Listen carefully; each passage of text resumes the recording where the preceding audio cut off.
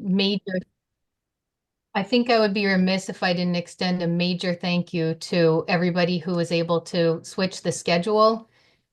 We wanted to make sure everyone had plenty of time to review the materials that Rebecca put together for us. And so thank you everyone for your flexibility. Unfortunately, we have a couple members who aren't able to join us tonight. So at the end of this meeting, we can talk about doing a poll and reconvening if we need to, if we want to ensure that we have feedback from all parties. But thanks to you, we do have a quorum to discuss tonight. So our first matter of business is to approve the meeting minutes from our March 4th meeting.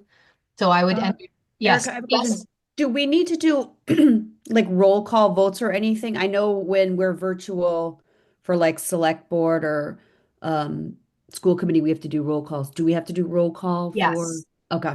Yeah, we'll need to do a roll call for any motions that are made tonight. And I haven't missed one yet, right? We're Nope. good so far. Okay, so far so good. I see all your faces. Um, but we will need to do a roll call vote for this motion, which is if somebody wants to make a motion to approve minutes from our March 4th meeting. I will so motion. All right, motion's been made. Is there a second?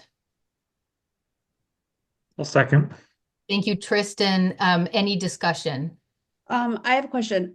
So I apologize I couldn't be there. I had to be at an appropriation meeting that night. I read in the minutes that it talked about for a subcommittee for you guys were going to do a holistic approach versus picking a select. And I was just curious of the rationale behind that. It seems like it might be too many cooks in the kitchen, but I don't know if there was like a more in-depth, because obviously with minutes you don't get the whole thing. I didn't know if there was more in-depth background to that. Yeah, I think thank you, Kelly. I think the highlights of that are that the committee wanted to ensure maximum eyeballs, especially when it came to the interviews. So that rather than having a small subset doing the interviews, that the whole committee was welcome to be a part of that. The rationale was that, as I recall, and other committee members can jump in, that there was kind of a wealth of knowledge and experience among the folks whose faces I'm looking at now that Mhm. we'd want to utilize. And also, there was a member that commented that that had been an effective for selections elsewhere.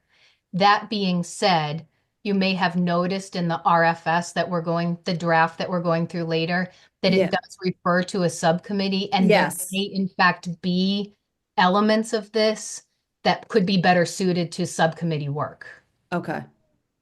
Yeah, so that's where I was because I read the minutes and I read the thing and then it mentioned the subcommittee, but then you guys saying you're not doing a subcommittee. So I was just curious of how. I think there was some discussion too about kind of self-selecting. There were many members that raised their hand and said, "Yeah, that's kind of why we're here, is to be able to lend our expertise and our voices, especially at this phase, because it's one of the more critical pieces that we'll do is OPM and designer selection. That'll really steer the rest of the project. Um, if there are folks who are unable or feel like maybe that's not their strength, then I don't think we're going to force anybody into that. But I think there were many who volunteered and said, yes, I would like to be a part of that. Not to compare to Southborough, but do we know how many Southborough did? Did they have a subcommittee or did they do a holistic approach as well?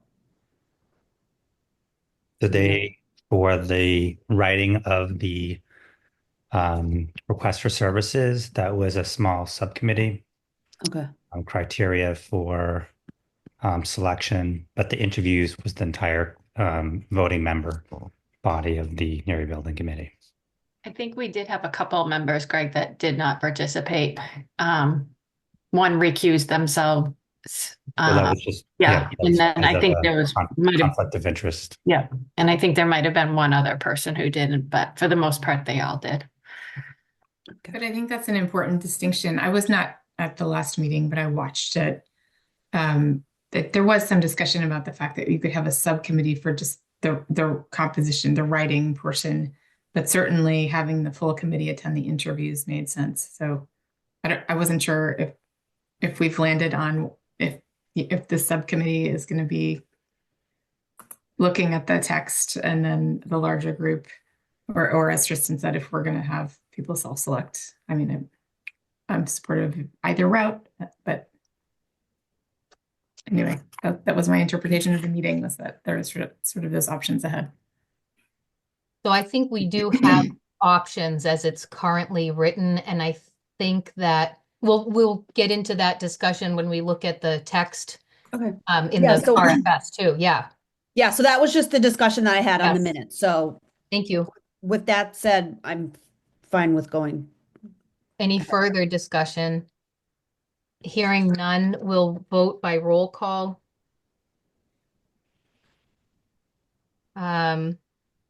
Kelly, Yes.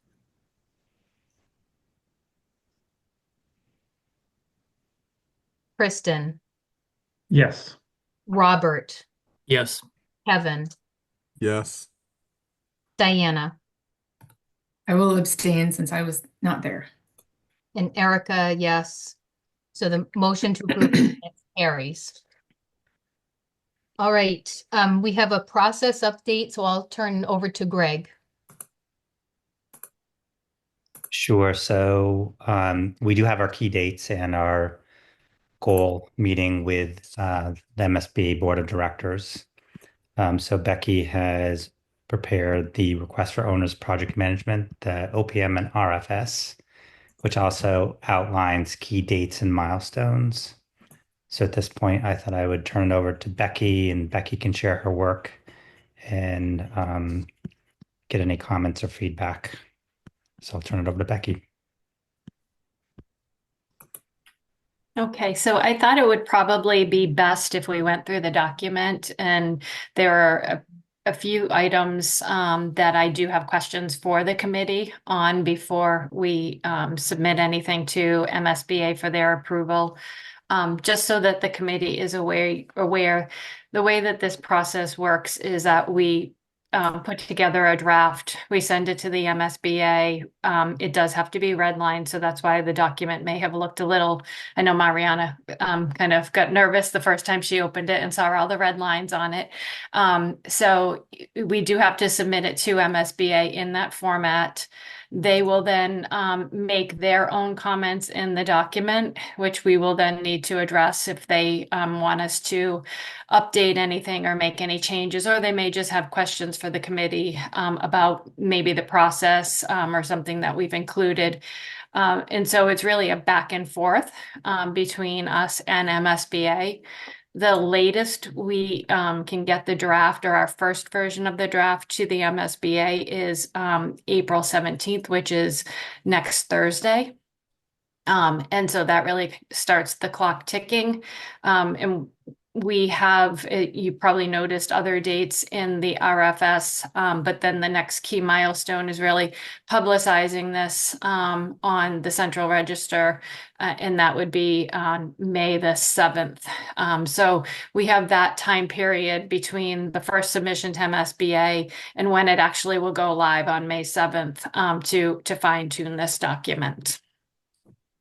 So I will share my screen so that we can go through the questions that I have for the committee.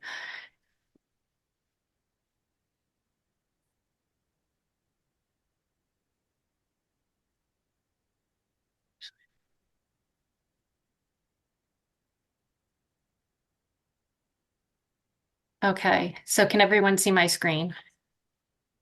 All right. So I think the Could introduction. you just zoom in a little bit so that the text is a little bigger? Even with my readers, it's a little tiny for me.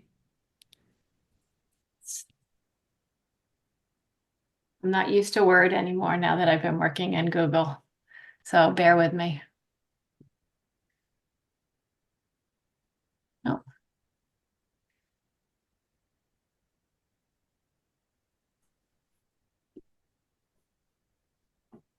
You might be able, I don't know, but you might be able to slide bar the bottom right corner and, oh No. yeah.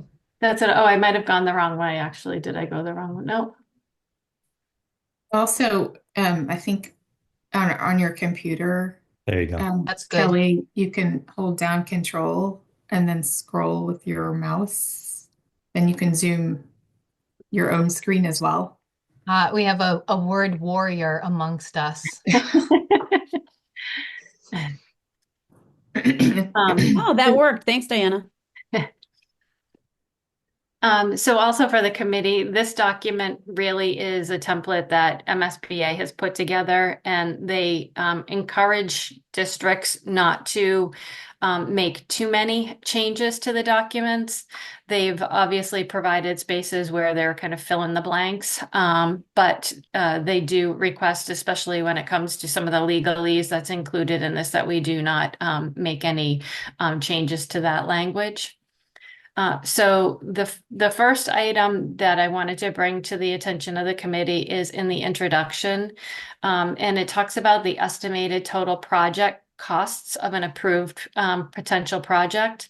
I did include a range of 40 million to 90 million. That is a number that we had done some research, and that's really the range of projects that we have seen with the MSBA recently. And so that is why I included that number. But again, this is the committee's document, and so wanted to make sure that that was an appropriate range to include. Are there any comments or feedback on that question from Becky? My only thought is I just know what happened with the fire station, and they originally had one thought and one idea, and then by the time it actually gets to that point with inflation and things, like, it changes. So I'm just worried, like, what if we put a high end of 90 million and then things go crazy, and then are we bound to that? No, so this is just to give potential owners, project manager firms an idea of what the town is thinking for a range. It's an estimate. And so we're not bound to that. Again, it's just giving them some guidelines. Greg? Another comment, just as a reminder to people, that part of the money for the project is coming from the MSBA, so the town is not going to be spending 40 to 90 million dollars on the project. Greg and then Rob? Sure. So my thinking is that $90 million is too low. We currently have a Southborough project, which is grades 2 through 5 at a 610 enrollment, which is gross $108 million.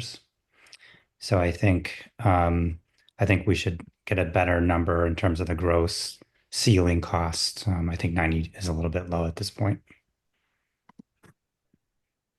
Rob? Are the size, sorry, in response to Greg's question, are the size and scope of that Southborough project comparable to what we're looking at for this project? I'm just thinking cost per square foot, or is it Yeah, apples I mean, to I think apples? that it's the enrollment's approximately the same. It's a new build. So I think it is a comparable project in terms of the 625 enrollment. Okay. My original question was just going to be some clarity on providing that range to an OPM. That's just going to dictate their level of staffing so that they can carry something adequate for their own general conditions and how to support us through the process. So that's providing a range is a really good thing for them. Thank you, Diana. Then Tristan? If we are going to base this on the number that Greg you're using for a comparable school, and you're at 108 now, we should probably go to 120 just because of escalation, tariffs, etc. We just don't know where the pricing is going, so maybe we should go to 120 if you're at 108. Tristan? So just to kind of clarify on the ranges, I know there's kind of two different options, at least being broadly discussed right now. One would be, similar to Lincoln Street, where it's a renovate and expand. I'm assuming that would be the lower end. And then on the higher end would be an entirely new building, if we're consolidating schools and building a larger facility. Is that kind of the source of the range, or identifies either end of the range? Yes. Thank So, you. so then do we think 40 million even with a renovation? Lincoln was mid 20s, I think, and that was 20, when was that bid? 2012, 16? 2013, somewhere in there. It was 16 when it Um, was done, I think. so without having the exact numbers on hand, that sounds in the ballpark for escalation. Um, Yeah, I don't disagree with you there, Tristan. Thank you. So there's been some discussion about altering the upper part of this range. So is there a consensus from this group about what kind of number makes sense for the upper part of this range? Kelly says yes, we can talk about that. Is there a particular number that we're recommending to Becky? I agree with Diana. I think the 120 sounds more realistic than the 90. I think 90 seems really low. Becky, for your editing, I think there's a 9 still in that. Yeah, I'll accept that change after. Okay. I'll go back. So there's been a number of 120 million, which would be at the upper end of this project range. I saw some heads nodding. Is there anybody who's got a different perspective on that particular number? All right, hearing none. Becky, does that answer your question on that part? It does, thank you. Okay, so the next part of the RFS is the background, and you can see that they do ask for background information on the town, also on the district school configuration. So I did put together a little bit of information on the town itself, the town government, as well as the school district. And so just welcome any comments or feedback or anything that you'd like to see changed. Kelly, My only question would be, should we be PK through 8 or is K through 8? Good. I don't know. That would be my only question. You are correct. Sorry, missed that. and as a follow-up, should we specify that the PK is in a Southborough, in a nearby school? Is that relevant? I think we might be moving them to Northborough though with their thing. With their renovation that's going on in Southborough, I think it is going to be coming back to So maybe that's pertinent information, right? Because it could affect enrollment and facility needs. Diana, I believe that MSBA does not fund pre-K. Doesn't mean we can't state that here, but it's just something we should remind ourselves that you just kind of have to put, ellipses around that when we think about it in the context of the project. Yeah, Thank you. I was just saying more because we're speaking of the district. I agree. Yeah, not the building that we're getting done necessarily, but yeah. And it might be in the district. Like there are ways to do it. Yeah. But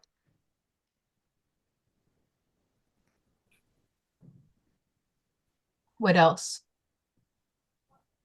I think for the background, this is good. It's kind of general, and I don't think we need to really get into much depth at this point, in terms of district background for procurement of an OPM. We'll really get into a lot of those details later when we start exploring, feasibility. Becky, do you have what you need on this background section? I do, thank you. Okay, so we will move on to the project description, objective, and scope of services. A lot of this is, again, filling in the blanks. However, they did ask for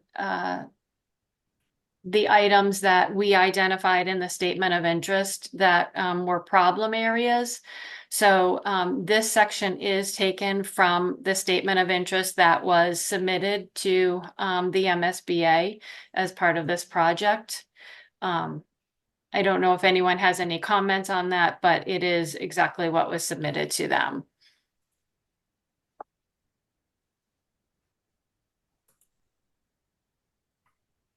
It's too bad we can't embed a video of the way the windows open in Peaslee, because that really stuck with me. We can show that when we have the site visit for the potential OPM firms. Kelly. I just had, I know it was taken from the thing, but so in the first paragraph, if you scroll up more, how it says, an identical building that was also erected in 1962, was that referencing the Lincoln Street was originally in 1962?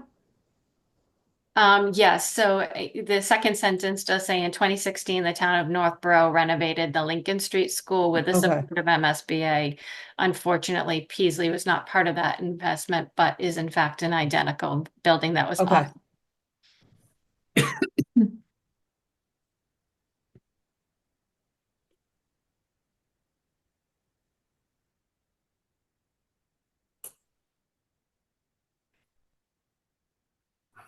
Do we want to note here, we're giving the two potential scenarios.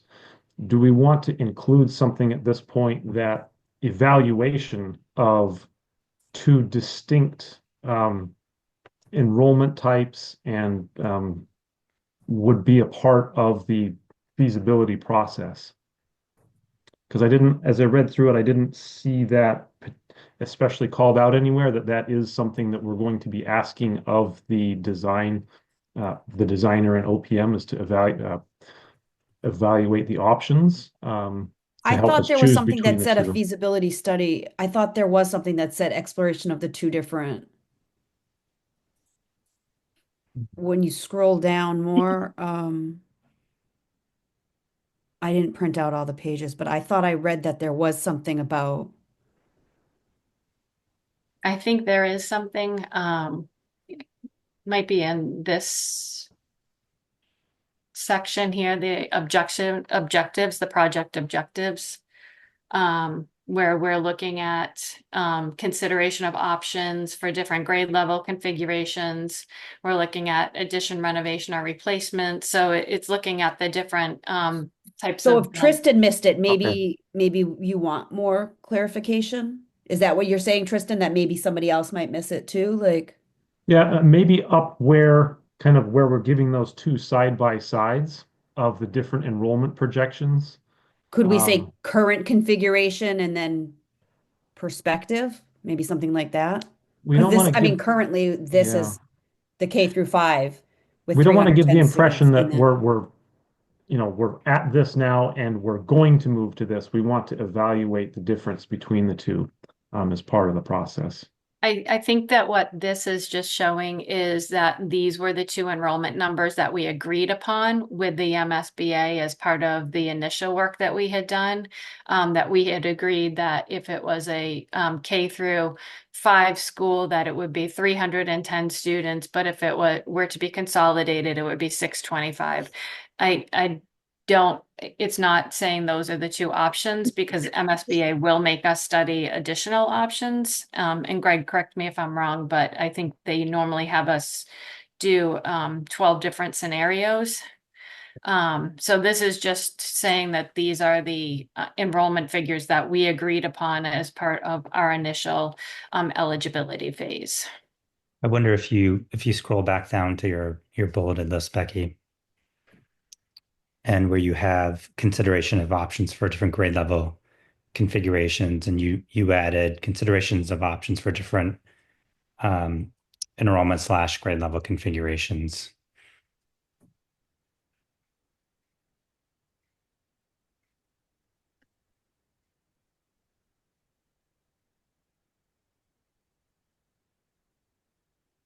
I have a question for the teachers.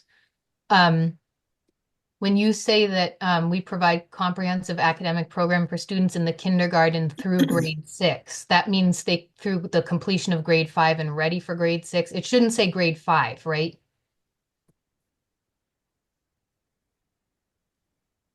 Sorry, it's a typo on my part. I don't know I had 5 in there. I mean 6 in there.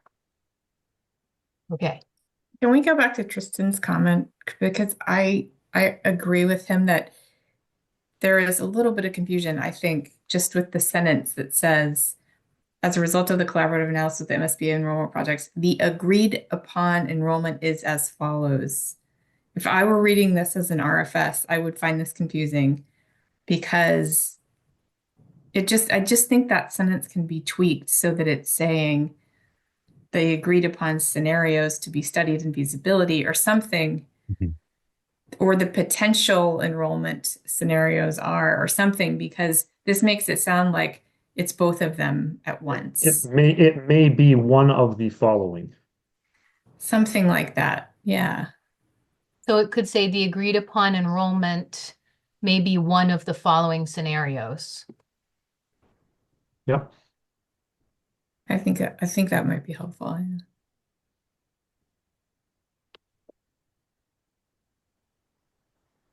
So I wonder, and Becky, correct me if I'm wrong. This 2-column table is what we agreed with MSB in terms of enrollment. So either a K through 5 school or a 3 through 5 school with these enrollments. Are we really? It doesn't matter. Maybe one of the following. We're studying both. So the outcome of whatever our feasibility, our preferred option might be one. But at this point, isn't the purpose really to say this is the agreed upon enrollment? These are the agreed upon scenarios that we're going to be studying in feasibility K through 5 with 310, at 3 through or K through 5, 310, at 3 through 5, 625. I don't think we need to get down to maybe one of the following. Right. It really will be one or the other at the end of the day, because you can't change the numbers without restarting a lot of But what if processes. they, Or- but I think if we're studying 12 different scenarios, as Becky said, for example, um, But so we're is not the idea that studying if one of the other ones that aren't listed here come out, like what if they decide they want to do like a 2 through 5 school? I think that the enrollment numbers, though, will remain consistent throughout those 12 scenarios. Okay. And just some clarification on those 12 scenarios, we're not studying 12 different grade enrollment scenarios. So scenario one, renovate might include 5 different ways to do it in terms of a renovation, additions, things like that. Building a new school for a larger enrollment might have 4 or 5 different configurations or ways to build that school on the site. And so that's how you get to the 12. Okay. But the overall framework that those scenarios will draw from would be these 2 enrollment figures. Can you clarify the 12 scenarios? Because in my experience, I would expect maybe that's- we'd be doing 6 That here, where you do 3 for each of these 2. I don't know where the 12 came from. Somebody suggested that, but in my experience, it's generally much less than that, and it depends on how many different Yeah, I think you're outcomes we're correct looking at. because we're looking at 2 options. So it's usually a base repair, And and renovation or new build. So yeah. I think you're Yeah. Okay. 6. Okay. So the proposal is to keep the language in the sentence beginning as a result of a collaborative, to keep it the same because those are numbers that were predetermined through MSBA. And then perhaps in the bullet points that appear below, consideration of options for the different or the identified grade level configurations. Maybe it's semantics, but maybe there's an opportunity to remind people that there are, by adding the word the or for the identified, or for the different grade level configurations identified. Well, I still think the singular use of enrollment above that chart is confusing because you have two enrollments and ultimately there will be one of those used, but we're studying both. So there are two enrollment scenarios there, but we're saying there's a single agreed upon enrollment. The agreed upon enrollment scenarios are as follows. That's just my semantic sort of take on it. Tristan, I think that's Yeah, where you're coming from. I think so. Yeah, it was Okay. just someone who's reading this without the background of knowing what we're doing, it might I be agree. confusing to them. And I'm just trying to make it clear that Yeah. like, hey, the town is looking at two different potential avenues we might go down. Yeah, I think that's great. Is there anyone who thinks that sentence should read differently from how Becky's typed it just now? All right. Any other comments on the body of this before we get down to project objectives? Becky, Becky, I think just follow, not follows. Thank you. Unrelated to this, but I do see Sean Durkin, I think trying to get in. He was on the attendee side, but not on the panelist side. You should be all set. Oh,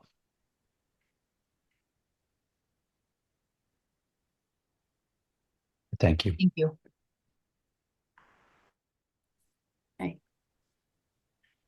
Sean, if you can hear us, hello.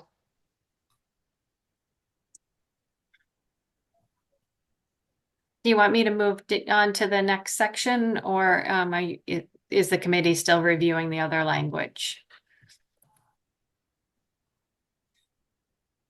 No, good here. All right, so I'll move on to the objectives. So the objectives in black are ones that MSBA has already identified. I did add those that are in red. And again, welcome any feedback or any suggestions. I did make that change that Greg had just suggested, where we have the different enrollment / grade level configurations, but welcome any feedback. so there's kind of an important one here, and I don't know that we need to decide it tonight, but we should talk about it, and that is the delivery method. So if the last bullet point there, the CM at risk delivery method, is a choice. The other is design, bid, build. And I've there was some language as to both being in here. So I it should make a difference in the OPM that we select because there are some, frankly, that are very experienced in one method, but perhaps not the other. They each have their nuances. So I don't know if there's been some other discussions or what the thoughts of the committee are on the two delivery methods. So are you saying we should first choose which method we want before writing it? I don't know what either are. That's why I'm just I and would then I would still have both in this. However, I would reference both and let the OPM as a service provider educate us as a committee and tell us how they would handle either scenario. They Let will them show definitely us have a strong our opinion on experience. it. Kevin? Oh, yes. Sorry. Yeah. But I think the sort of basic rule of thumb a lot of the OPMs are going to give you, which I think I largely agree with, is that if you're doing a new build on a pretty empty site and you don't have a lot of like relocating students, that you're probably fine going with design bid build because it's not a complex series of moves, an occupied building like Lincoln was. But if you're going to do a really complex occupied renovation, that's when you want to think more about a CMA risk. And we don't know yet what we're building. So I think you can negotiate the whole OPM contract without knowing. And basically what you can do is you can assume that you're going to do design bid build as the base contract, and then you can amend the OPM contract to be CM at risk because that does cost more. It takes more effort. Procuring that way is a little bit different for the OPM. And so I agree, like having this document address both delivery methods probably gives us the greatest amount of flexibility now and all the way through the feasibility, frankly. Thank you, Diana. Kevin? I was just curious, are those the only two delivery methods allowed by the state? Is that why we're talking about those two types? There are more than those two types in the world of construction. But not under Massachusetts Yeah. general law. Okay, yeah. So they only allow those two. Got it. Okay. Yeah. Thank you. I think also through the chair, to your point, part of the interview process of the OPM will talk about experience and their experience with each.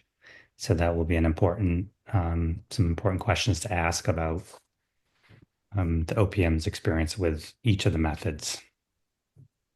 That's a very good point, Greg. And that was one of my comments for later down in the evaluation criteria, is making sure that we're asking for the responding firms to highlight their experience of, the individuals on the team with, each particular delivery method, because that's really what we're after here is the experience and the people who know how to execute and guide the town well under the various methods. Thank you. So for the purposes of these bullet points, the last bullet point says CM at risk delivery method. That's verbiage directly from MSBA.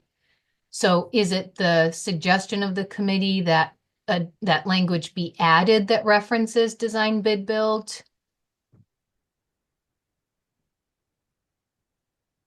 Yes. Or you could also just strike the bullet because Well, legally they all know that you have both, but I think you could just add design build build if you don't want to strike one of the recommended bullets from MSBA. Yeah, and right in the sentence below that, it says it's for design bid build project at this time and is attached in attachment B. If the owner determines to use a CM at risk delivery method, this contract shall need to be amended and or substituted. So right below it, it says we haven't decided and we might need to change it, but then that bullet point up above kind of points in a different direction. So just make sure they're consistent. is the committee in agreement? So I hear an echo. I don't know if that's me, but maybe if everybody mute. So does the last bullet point as it's written now, does the committee agree that's how it should be written? Okay. I would just strike it. Whoever suggested that, that makes the most sense to me. Doesn't feel like an objective. It feels like a method. Can we strike it though? Because I don't know if we can because MSBA did the base of it. I can strike it and then see if we get a comment back from MSBA asking us to add it back in, and I can let the committee know. Okay. Looks like there's a consensus on that. Could you strike it with that addition so then they know that if we do take it out, we want that to be added with it or no? Oh, I guess not. No, I can add it. I'll work on it. Thank you. Okay. So again, the next pieces are really prescribed by the MSBA. However, now we do get to the evaluation criteria. And so what I have done, and I've just assigned points, but again, it is up to the committee on each of the bullets, how much weight they wish to apply to each one of the areas that we will be evaluating these firms on. I also, welcome any additions to this language. Tristan, I know you said that you had some thoughts on that, but feel free to share any information that you'd like here. Greg? So this is where I feel like a subcommittee is really important. Um, I think the evaluation criteria, if done well, will make the committee's decision on the OPM much easier. There's less ambiguity. So this is where I think a lot of time needs to be spent on examining each one of these. And in addition, this takes a level of expertise, people who've reviewed this and gone through this process before. I think it really helps. So it's just a general comment. Yes, because I don't have much to weigh in unless it's like grammatically type thing, but this stuff is all over my head. Diana?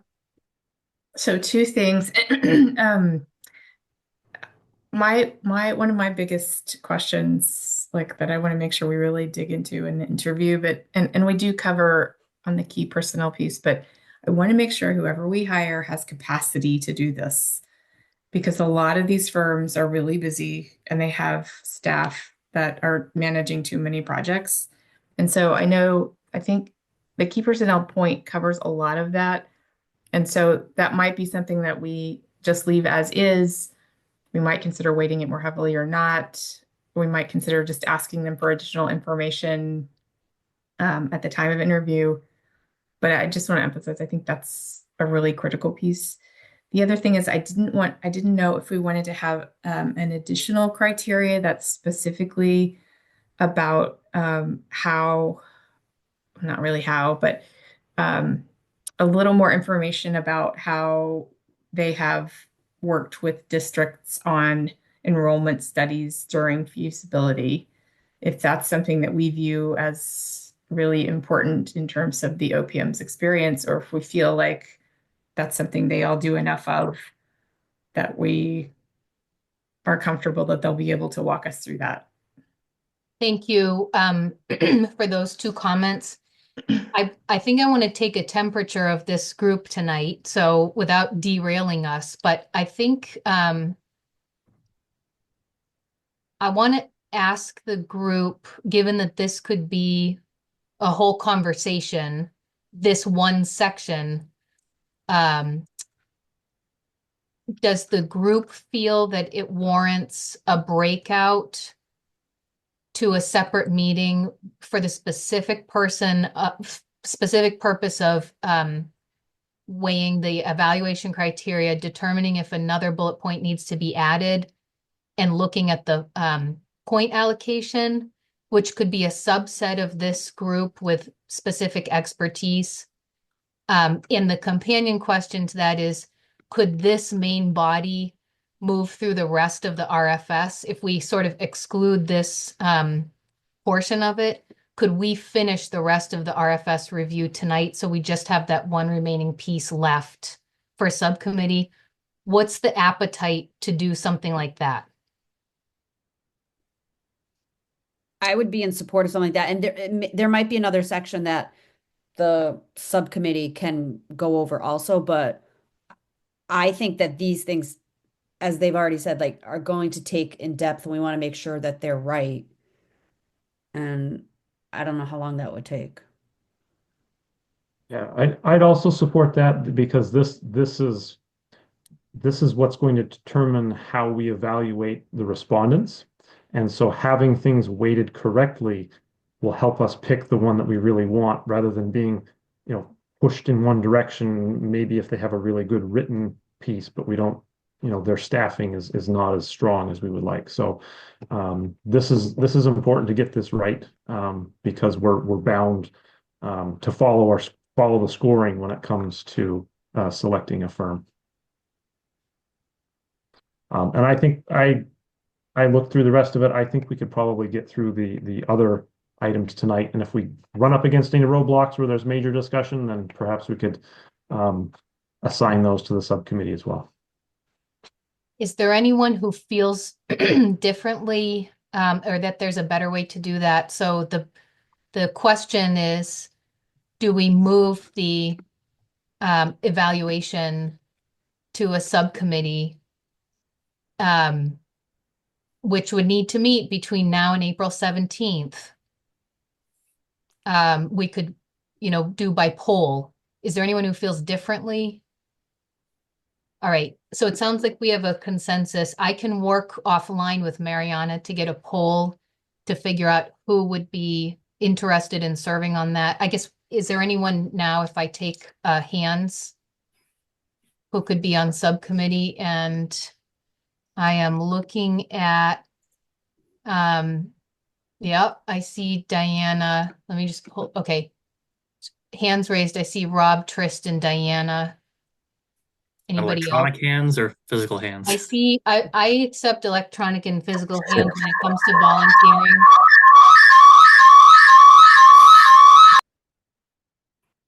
Not electronic noise, though. I prefer not that. Okay. So Rob, Tristan, Diana. Of course, we have some members not with us. So if we pull the group and put together a small. All right. So that being said, Becky, how do you feel about moving through the remainder of the document? No, I think that's a great idea. All right, so just moving on to the next piece. So we're going to the selection process and then the selection schedule. Again, this the section after the criteria is all of the prescribed MSBA language. I did put together a process. I included subcommittee of the building committee, but if you would prefer it to be the building committee, I can make that change as well. One thing that I do want to point out to the committee is that this is something that MSBA really looks at, is what our process is going to be. They will probably ask the most questions on this piece of it. And we would want to also think about, because in section 3, we talk about how we are going to be conducting reference checks on the top 3 candidates. How do we want to incorporate the results of that reference check into our work as a committee and in rating these firms? So that's really something that we need to think about, and it needs to be, I think, clear, because MSBA will question us on it if it is unclear how it will factor into our decision making. Kelly? Okay, so when you're speaking of in number 1, the subcommittee, we're thinking we're going to have a subcommittee to just nitty gritty fine tune this, but we're going to have everybody part of the full committee, part of the evaluation. Is that's what I'm understanding. Is that from what you guys decided last week or Diana? last meeting? Yeah, Diana.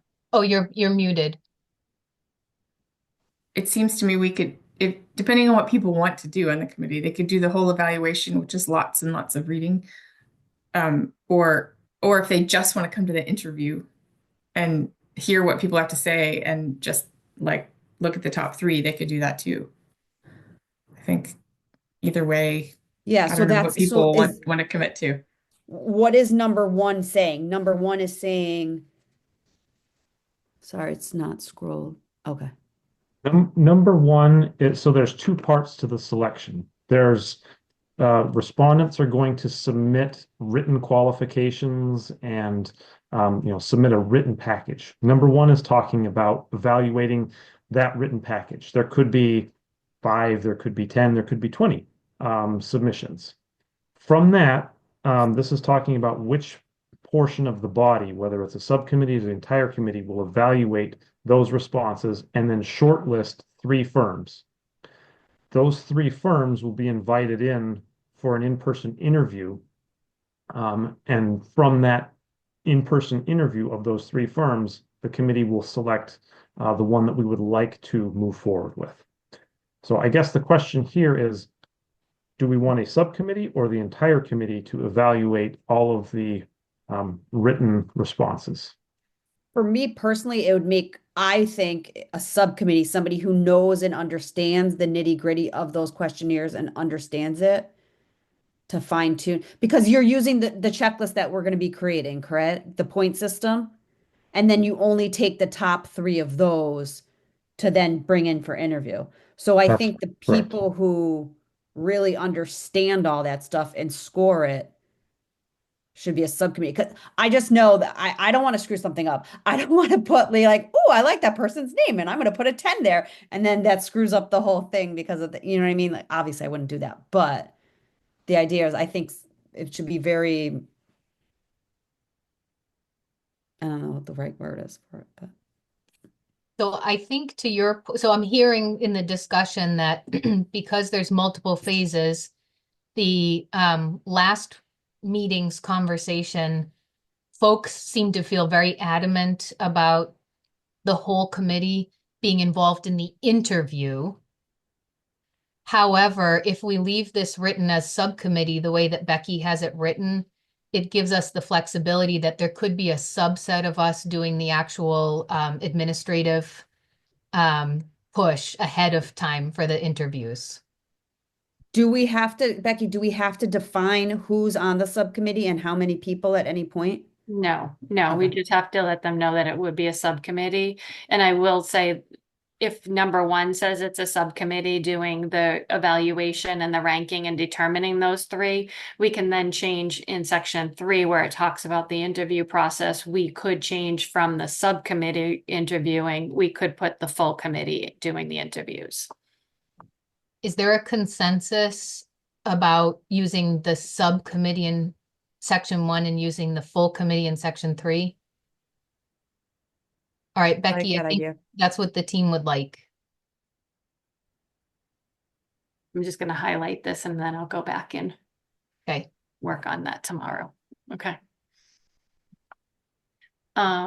Any thoughts on the reference checks and how to include that into our criteria?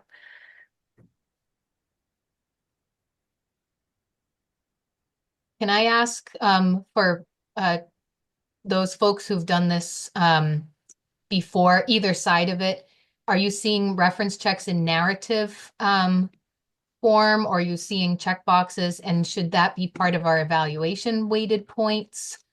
What does the group think? I think the ability to provide references, whether it's in narrative form or just provide the information to reach out and do our own homework, either way is fine. I've seen both in recent RFPs that we've evaluated, at least from a CM point of view. And then, It's- yeah, okay, Diana. I think like all of these things, we should have, matrices set up so that we can sort of log who we talk to, but with like a very basic sort of ranking, not even ranking, but like people said good things or not good things, because it's hard to do it in a way that's consistent. I mean, we just did this on the firehouse for like the trade contractors. And a lot of people don't answer. So you don't know if that's a good one or a bad one. So you just kind of have it remains neutral. And for some people, you're going to get 3 responses, and some people you're going to get 1. So it's hard to do it in a way that's really equal. But I think if you can get 1 reference from, for every person, that's good. Some people do it, via email, and that way you have kind of a consistent record.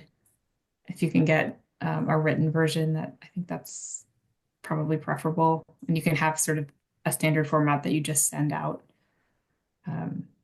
The subcommittee, I don't know. That's Rob, you might have some other format ideas. Sounds like you've done more of this. I've just seen what OPMs put together usually when they're doing this for trade contractors or designers. Thank you, Greg. So I would just agree that it is a skill, asking the right questions. And I would also just recommend that it's not just one person calling a reference, that we have teams of 2 checking references.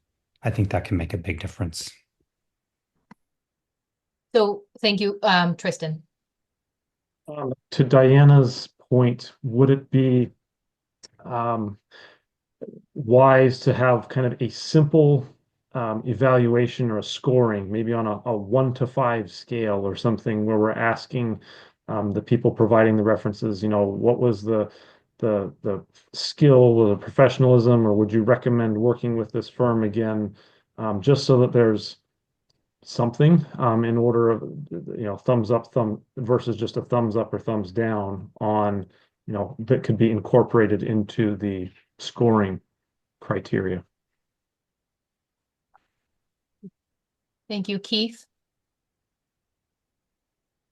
Tristan, that's a very good point. And I think on top of that, one thing that we've done with reference checks to try to keep a level of organization to it is we determine the questions in advance so that each of the references are asked the same bank of questions. Now, sure, there could be additional questions depending on experience or something of curiosity because of the proposal, but having that as an anchor that could then help support maybe a ranking of some type would be a good idea, I believe, as well. So does it make sense to take paragraph 3 and break it into 2 parts? The first part would deal with the collection of references by standardized template.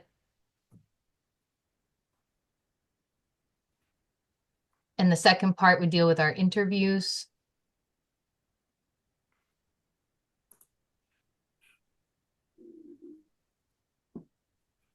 And I think the group talked about some good ways. I don't know how granular we need to be in paragraph 3, but I think the highlights that I heard were a standard method of checking references. And we're just trying to make it as standard as possible. And written feedback would be a gold standard. Yes, and just to clarify, the references are that as it's written here, we're only checking the top 3. It's the short list. So we're not checking references for however many firms are, submitted. We will check those top 3, and then that information shared with the committee prior to the interviews. Here's the feedback we got. Here's kind of how these firms fared in their reference checks. So we have that in mind. And it also gives us the opportunity, if there was good or bad that comes out of those, to ask a follow-up question during the interview. I do think we have the ability to interview more than 3 if we decide we have just, like so many awesome candidates. But ideally, we just get to 3. Yeah, So it does the a more minimum. the more we interview, the more work we make for ourselves. I totally agree. I'm just throwing that out there. And in reality, there's only a handful of companies that are really qualified to do this type of work. Beyond that, it's just diminishing returns. You're not getting the value you're putting into it. I don't know.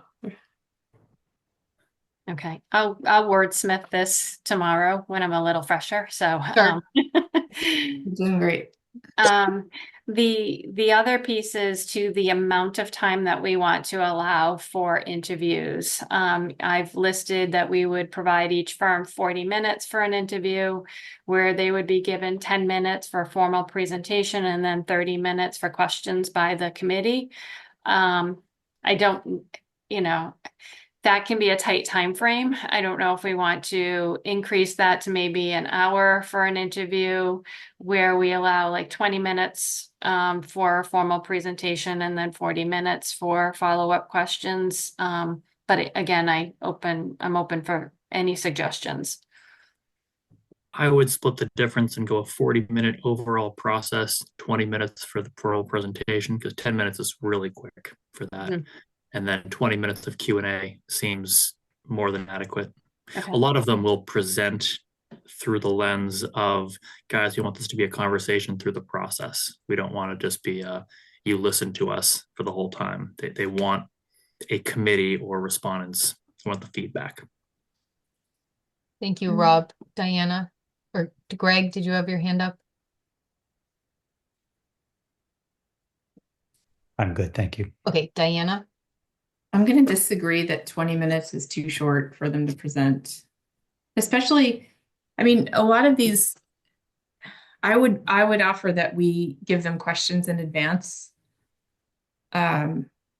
You can give them the same questions, you can give all of them the same questions, or you can give them all the same questions with some customized questions if there are specific things about their particular submissions that you want to ask about, because it makes sort of a more efficient process that way.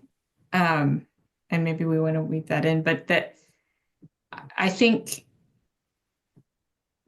I think 20 is like it's going to take them 5 minutes to introduce, all of their people. And I mean, I think we're going to want to hear a little bit more about what they've done than 20 minutes. So I don't know. I think 30-15 is a good sort of balance, because then we can have a 15-minute break. And ideally, we get through all of them in one sitting.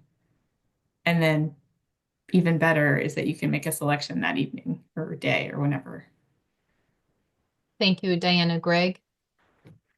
I was just gonna echo Deanna's point that the designer selection process, kind of the windows of time that MSBA uses, is similar to what you just outlined, in terms of presentations and then a Q&A of the committee. So I think that's another model to follow. And I believe those are 20-minute presentations and then Q&A from the designer selection team at MSBA. And how long is the Q&A? 20 to 30 minutes, I believe. All right, so we're talking in the same overall range of time. We've had a suggestion to do 20 and 20. We've had a suggestion to do 30 and 15. Is there a further discussion or consensus on the breakdown? I suggest that we wait. We don't have to do that specific right now. When we submit this to the MSBA, we do. You have to tell them how many minutes they'll have Yes. for their interview. Yep. Okay. I would think 30 for the formal presentation and then 15 or 20. Because the questions are the questions that like we're giving each, because somewhere else we read about how we're giving them like 4 specific questions or something that we're asking each individual. Didn't I Six, read that somewhere? yeah, right below it says 6 standard questions. Yeah, so think about 6 questions you're asking. Are they doing that in 20 minutes? That's what I'm saying. Those are the questions that have to be asked in 20 minutes and answered. In 15, well, if you bump that down to 15, I think 6 is.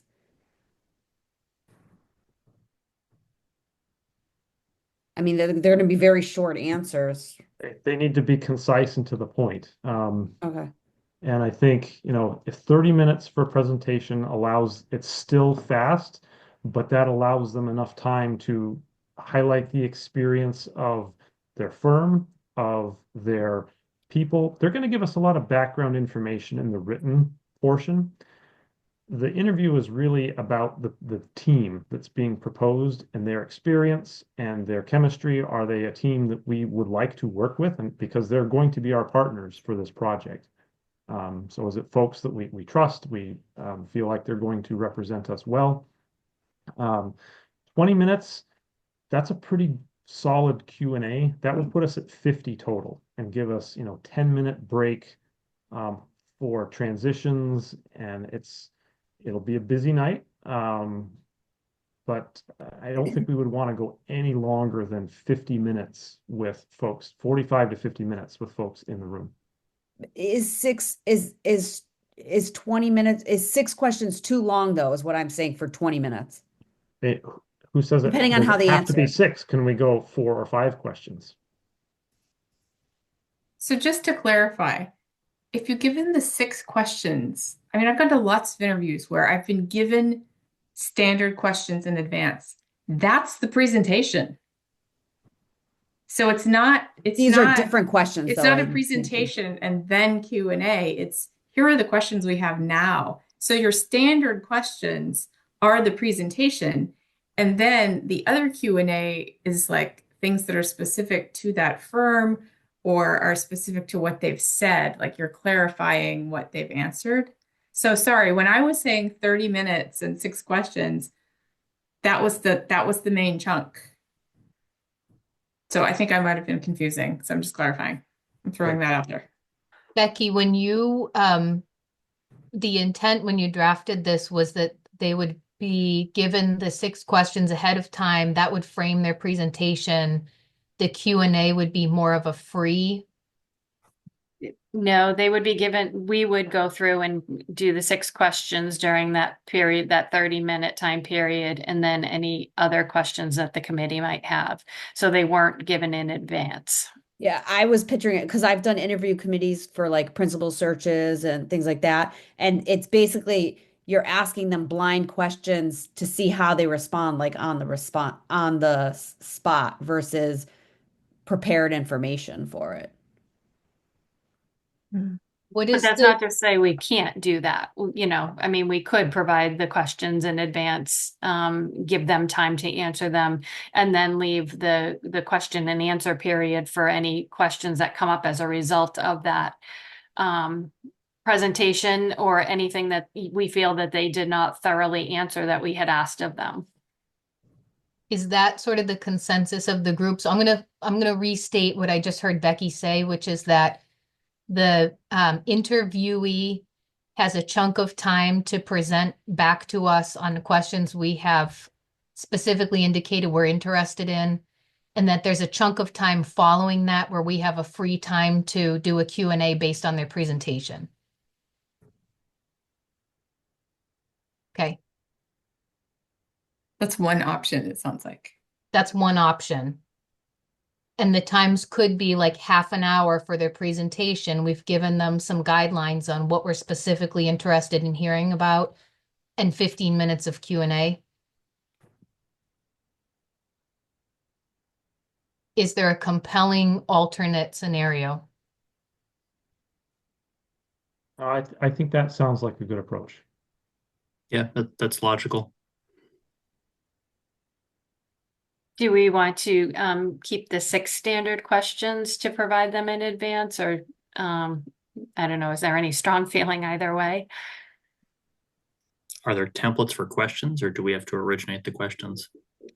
We normally originate the questions.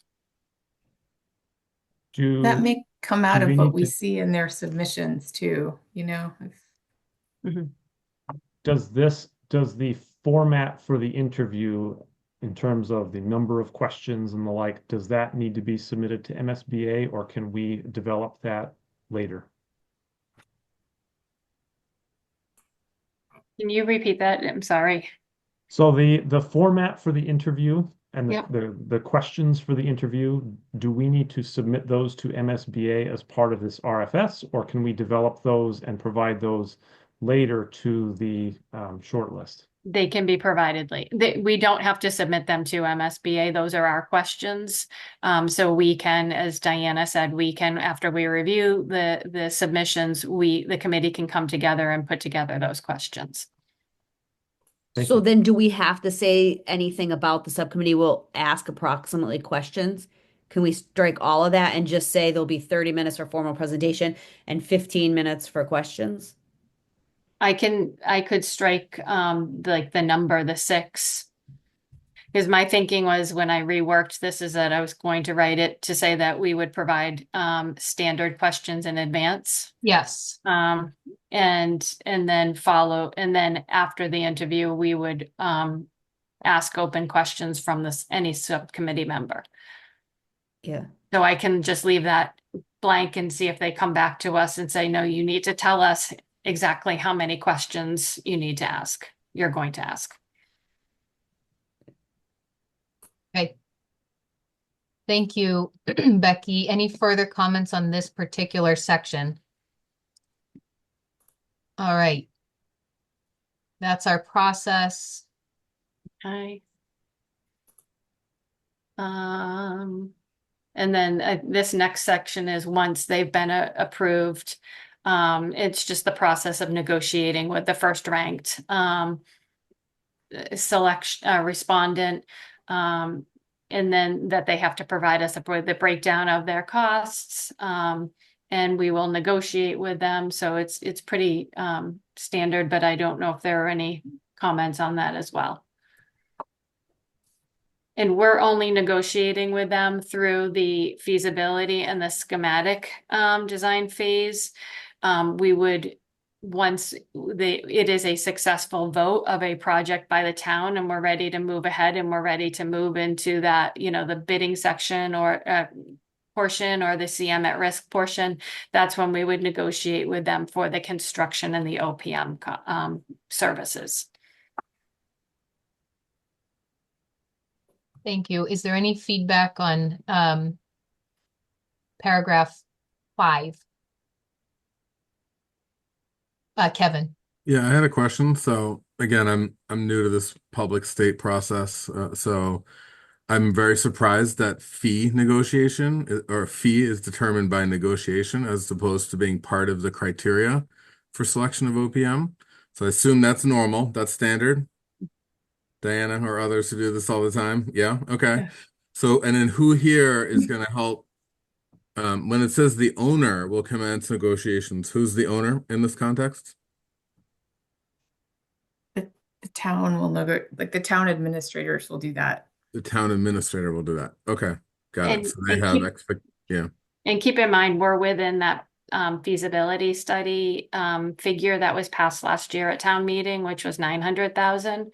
So the feasibility and the schematic work needs to fit into that 900, and we've outlined that. So firms do know kind of a range for what they're going to be coming back to us with for a fee. Okay, got it. Thank And you. that includes the OPM and the designer fees. Correct. Yeah. Thank you. All right, Becky. Okay, all right. So now we'll just move. I think the last piece that we just have is reviewing the calendar. And we've kind of touched on this already. So we are working right now to get this to the MSBA by next Thursday. Becky, sorry to yep. interrupt. Is anyone else getting feedback or is it just me? I'm not right now. I guess it's just me. Thanks. So the next key deadline, once our RFS has been approved by MSBA, is to publish this in the Central Register on Combis. And then we normally post in the Metro West Daily News and the Worcester Telegram and Gazette. The reason we have used the Community Advocate in the past, however, they only publish on a Friday. Central Register is published on a Wednesday. So we really have to utilize the other two newspapers for our publication. And the rest of these dates really are kind of timelines, and I'm open to any suggestions. So the following week on May the 13th, we would have a voluntary informational meeting and site visit inspection of the school where prospective respondents can come and actually see the school from themselves, ask any questions. And so I've scheduled that at 4 o'clock because once school has let out so that we don't have, a lot of people walking around the school with students in it as well. I would then have questions due to me from respondents 3 days later. That would be May the 16th at 3 p.m. And then 5 days after that is when the responses would be due. So it's a very tight time frame, but in order to kind of meet the time frame that MSBA has laid out and give us enough time to do the work, that is what we're looking at. After that, we would go within the next 6 days, we would review all of the applications, and we would then shortlist those where we would come up with those firms that we would like to bring in for interviews. I have proposed the May the 29th as our interview night. I have a 6 to 10 p.m. time frame, but again, this is all open for the committee to make any suggestions on. And then after that, we would meet as a committee again. If needed, if we hadn't been able to make a decision that night, I gave us a few days to make that decision about who is our selected respondent. We would then negotiate with them And we would need to submit by June 11th to the MSBA who our final selection is. So it's a very fast process, and the dates are really prescribed so that we can make sure that we are meeting that June 11th date. And then we would present to or appear at the MSBA meeting on July the 7th, where we would present who we have selected as our OPM, and MSBA would ask us questions about the process, and then hopefully agree with us and vote to approve our OPM selection. Thank you.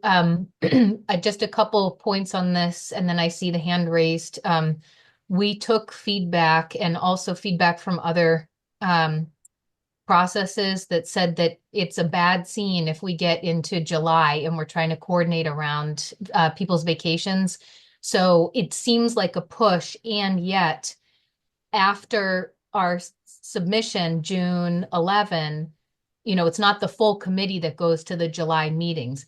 The second point is that, as I understand it, our contact at MSBA also is, these are just the dates. So it's not Becky sitting there making things up, is how I understood it too. So we're in line with their recommended time frame. Diana. Diana, you're muted. But it doesn't look like you were muted. Like, I don't see the mute on your screen. We can't hear you, so we will come back to you or log out, log in, not sure. If you put something in the chat, I can read it on your behalf too. Any other feedback to Tristan? My only comment, and I realize that time is tight on this, but the time between when we're notifying the shortlisted firms and when we're asking them to come in for an interview is really short. So that does not give them much time to prepare, a nice presentation and prepare the team. And it's a little hard, I think, to ask everyone that's submitting to be on notice that you may or may not have an interview, and to go through that effort. So I don't know if there's any way to squeeze any more day or days between the shortlisting and the interview, just so that we can have well-prepared firms. Thank you. Before we talk about that, I also have a comment from Diana that says, are the interviews in person? My understanding is yes. And is the shortlisting by subcommittee a public meeting? Greg? Yeah. Yes. Okay. Also, We're could I back, just Diana. a We hear comment, you again. just a Okay, comment great. around in-person meetings. So the interviews could be remote. It would be up the will of this committee. To I think it was Tristan who just said it. The people know this is the timeline, though. We submit this to the people, so they know that this is the timeline. So I'm assuming, even though it's like the 27th to 9th, you think it's only a couple days, but they know that everybody will know that they could potentially be presenting on the 29th. This schedule will be included in the packet. I guess Tristan's point is that then each firm will then feel obligated to have their presentation ready to go, regardless of whether they're selected. However, and I don't know, the folks on the call who do this for a living, I'm assuming that many of these firms kind of have a template all ready to go, and then just make tweaks based on whoever it is that they're presenting to. I 100% agree, Becky. They know it's there. They do this all the time. Like, they'll mark their calendars and then they'll show up if they need to. I don't think. So Diana, I you mean, don't think they need extra time from the 27th to the 29th? I mean, it's tight, but I mean, it happens a lot. Yeah. I wouldn't be shocked, but My experience is that the preparing the booklet and the initial submission, somebody in their business development office does all that work and puts it all together. The team actually comes in for the interview, and they're the ones that, prepare and kind of game plan on how they want to present. And that's really where we're going to get the best information. So I think giving them the best opportunity to present themselves as they are, and not not catch them off guard because they do know the dates. But I think having been on the other side of the table, um, with a time frame that short, we would have been preparing, for the interview regardless before we even make the short list, because we wouldn't, firms wouldn't be able to do that in a day, essentially. But I think it's a matter of what are we basing our selection on? Are we basing it on their experience or their approach that they've put together about our particular project, almost like a design approach or a project approach? Because this is really a qualifications-based selection. So their presentation is going to be like, we've done 12 schools like this. This is how we do CM at risk procurement. This is how we do this. That's what we're going to hear about. We're not going to hear about, okay, so we see, you have Peaslee, you can build a new school on this part of the site. They're not going to come present. I mean, I guess what I'm doing here is I don't know what they're going to present. They're going to present what we asked them to. So if we're asking them to come in with like a custom approach to our project, yes, we need to give them more time. If we want to hear more about the experience that they are bringing to us, then they can talk about that tomorrow. So that's sort of, to me, informs how much time we want to give them. What do we want to hear from them at the interview? I will say that, okay, good point taken, and I think we should address that. And I don't know that we can crunch the front end of this timeline anymore, because what happens between May 27 and May 21st and May 29 is Memorial Day weekend. So we've got responses due the 21st, and then we go into Memorial Day weekend, right? But we might have time to crunch between July 11 in that area. So if the group felt like we needed to, and depending on availability, the interview could be moved, because now that's the longest period of time is negotiate to submit June 2 to June 11. Yeah. Maybe negotiations happen on June 5 or something.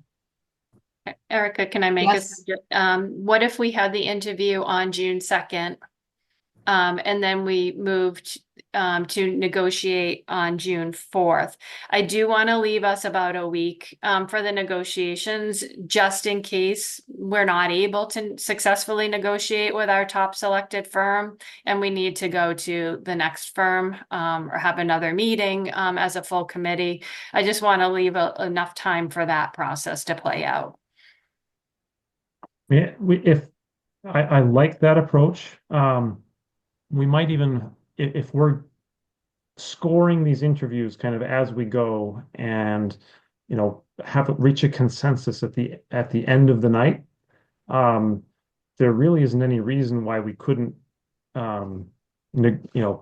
announce the winner the day after the interview. So if we interview on Monday the 2nd, come to a decision that night, Tuesday the 3rd, begin negotiations. And I mean, it gives us one more day to negotiate. Because I don't think we're going to reconvene again after holding the interviews to then decide, right? We're going to try to do it in a package that evening. We could, but it would also be nice just to have that option if needed. If we weren't able to come to a consensus that night, or people wanted to have another night to think about it and process what they heard. I will say I can't do any other meetings after June 2nd that week. I don't have to be there for the final vote either, but June 2nd. I can come June 2nd. Okay, Greg? I just, some of my concerns, obviously, everyone's extremely busy, but the month of June for internal work is exceptionally busy with evening commitments. So my thinking is if we keep the May dates, that seems and again, I know it's not about central office, but from an administrative perspective of getting everything we need seems more realistic. I wonder if from responses due May 21st to responses shortlisted, could we tighten that? So maybe That's meeting on internal the work. 22nd. So if you do May 21st to May, and I don't have a calendar. The 26th is Memorial Day, so it's the 3-day weekend that plays into it. But could you do the 25th, Becky? 21st to the 25th? 25th is a Sunday, Or do that Friday, whatever that Friday the is? 23rd. Yeah. Do like a day meeting of the subcommittee. So yeah, that would be a subcommittee meeting, but the Friday of Memorial Day weekend seems risky. Wait, so you're saying responses Do the 21st. do meaning like the 5 to 10 people are going to Yes. respond. Yes, yeah. And that's due on Wednesday, the 21st. And then we have to tell the short list of people by that Tuesday. And knowing that the 23rd is the Friday before Memorial Day, the 23rd to the 26th is probably out. I would be hesitant to shorten the timeline there for evaluating the responses because that's a heavy lift. That's a lot of material to go I know, through. that's why I'm wondering, can the 21st be moved to like the 19th? Can it No, be? we have to, by state law, we have to post 2 weeks in advance, and that May 7th date is set by MSBA. So May 21st is a firm date that we have to use. Okay. What about on the interview?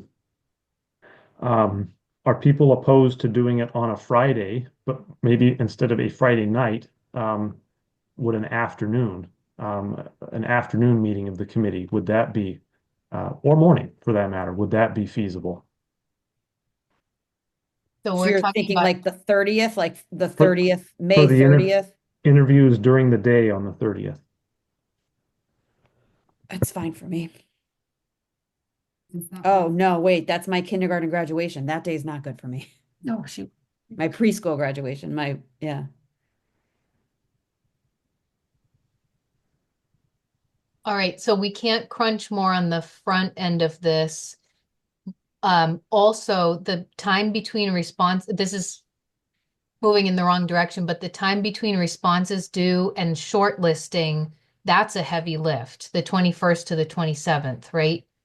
So that we almost need to pre-arrange a meeting on like the 30th. I'm sorry, I didn't mean to say 30th, the 22nd of May. That would almost need to convene the subcommittee, right? To do some shortlist and references need calling too. The Are the reference, references done after?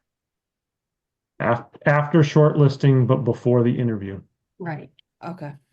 So we really only have one functional, we have the 22nd, then we go into Labor Day weekend, which I'm counting as 23, 24, 25, 26, Memorial Day.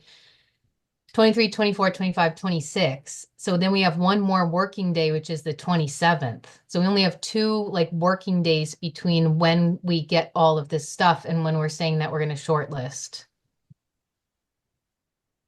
Which seems tight though. So a lot of the work would be done on your Yes. own. We really wouldn't need to convene the subcommittee. What I would do, if you notice, I did ask for all of this on the thumb drive. Yes. So I would share everything electronically with the subcommittee so that they can do that, along with the scoring sheet. So, it's not obviously while you're on the beach on Memorial Day weekend, you can be reading proposals. I did ask for hard copies as well too, if that's the preference. So, it does give a little bit of time and it does not require the subcommittee to meet until the 27th, which is when we would all kind of come together with our evaluations and come up with that short list.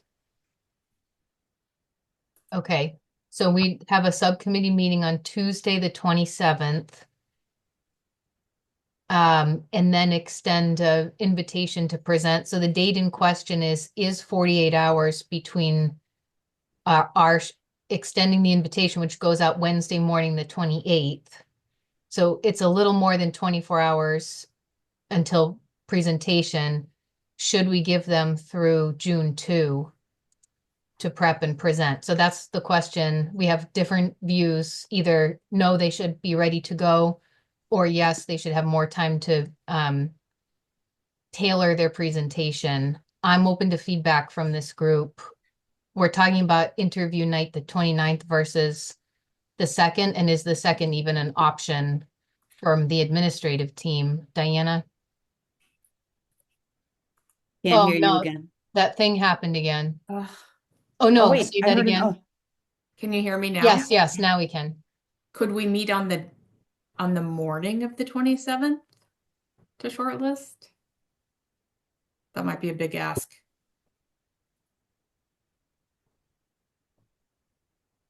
the short list is just the committee. subcommittee. A subcommittee, yeah. So I guess it would depend on who's on the subcommittee if it's possible. I can make that work.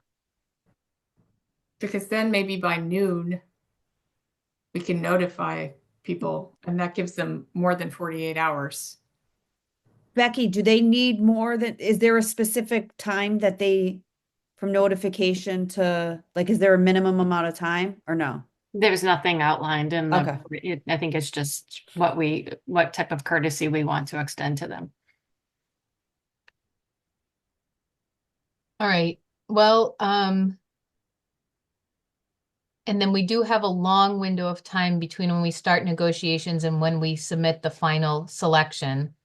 So I think maybe one other timeline that would be helpful in here is when does the subcommittee need to convene, and seeing those dates in there. May 27 is one. And then we convene on the In the next 29th to week. make a selection. And But then is also that it? In the next week, we have to meet to go over the detailed evaluation criteria in the RFS, correct? That would Yeah. be the 27th. Yeah, that's May 27th when we're shortlisting. I think No, she means to the come up with the questionnaires, the Oh, criteria yes. point ranking. system. That has to be done like next week. Yes, you're correct. Okay. So does the group, should we let this as it stands now? Having talked through it?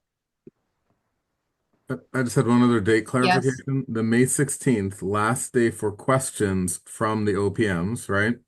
Who's answering those questions? That would be something that I would put together with assistance from the committee or from other administrators. Okay. Could the OPM sees this, right? And maybe worthwhile adding that date as to when they'll get the answers. Okay, yep, good point. All right. So I'm just thinking, if I'm open to MSBA feedback on this as well and how this timeline looks, right? But this is what we came up with based on the school calendar and availability of our members. And I think when I follow up to this meeting, I would outline this schedule in an email so that everybody can mark their calendars. Okay, Becky, we talked about schedule. I think that's it for the rest of it is really just kind of where they can pick it up, who they're returning to, and then any key dates. So I don't think there's anything else really that the committee unless somebody saw something, but nothing else that I need the committee to weigh in on. And to Diana's earlier question, so the interviews can take place virtually, so that helps us not have to coordinate in person then. We will have met some rep from the firm on the site visit. That's optional. For the record, I was asking because I think in person is helpful, but given I- that we're, Yeah. Tristan, was- go ahead. I was about to add that in person, I think we really get to get a sense of the team much better, and it's very hard to convey that sometimes over the screen. So that's one thing that I would recommend highly that we conduct in person. Oh, I agree. Okay. Stop sharing. All right. I apologize. Did we come up with the date for when we're going to have the subcommittee meeting to work on the evaluation criteria? I think what I will do is Mariana and I will work to send out a poll. Oh, thank you. First, Okay. You can say yes. that. So I Yes, would say okay. that watch your emails on that. Okay. Having completed the review of the RFS draft, I think I would like to say a huge thank you to Rebecca and your team for putting this together and giving us something to look at. And we appreciate your expertise and your talent on this. And I hope that you don't have too big a headache. There was a lot of highlighting in there for morning Becky to look at. But thank you very much. We appreciate your effort. At this point, prior to adjourning, I would welcome any new business from committee members. If there are any new items of business, I see one hand raised, Kelly. It came to my knowledge that Mitch Cohen is not seeking reelection for the select board. So he's our representative from the town. So we would need to get a new name from the select board on who is going to be on our committee. And I think there'll be then paperwork that we have to submit to the MSBAA, I believe. All right, so we'll work to coordinate that. I believe that Mitch's term goes through May something. It's just right? until the election. Until the It's just election? so the third, so the 12th, May 12th is his last. Okay, so that will coincide with the calendar we just discussed. So I think prior to, we may need an addendum that addresses that. So it is on my radar, and thank you for bringing it up, Kelly. Is there any other new business? Hearing none. Thank you to this sleepy group of people. Whatever you're going off to do next, you certainly have earned it with your efforts tonight. So with that, I would entertain a motion to adjourn. I'll make a motion to adjourn Okay. at Okay. 8:37. Yep, a second. I'll second that. All right, and I think that we do a roll call vote. So very quickly, Kelly, Yes. Tristan, Yes. Rob, Yes. Kevin, Yes. Diana, Yes. Erica says yes. Thank you all very much. Meeting is adjourned. We'll see you at the next one and watch your emails. Thanks, everyone. Thanks, Erica. Good night.